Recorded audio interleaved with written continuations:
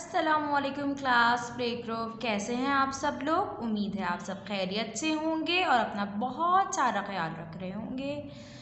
आज तारीख है 15 दिसंबर 2020 और दिन कौन सा है आज है मंगल यानी ट्यूसडे को हम पढ़ते हैं उर्दू।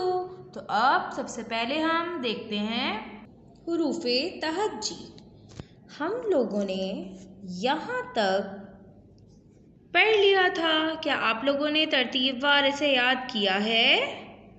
Good job. ये क्या है?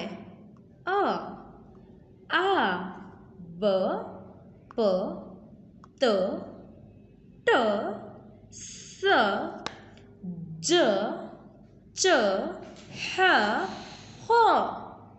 प्यारे बच्चों, इसे गौर से पढ़िए, देखिए, क्योंकि हमें इसे तरतीबवार याद करना है।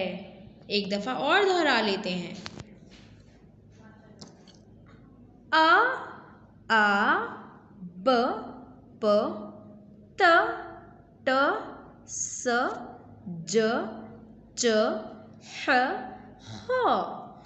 बहुत खूब बच्चों, आज हम ब के ख़ानदान का आखिरी हुरूफ पढ़ेंगे स, जिसके ऊपर 3 नुक्ते हैं। तो देखते हैं स से क्या क्या शुरू होता है।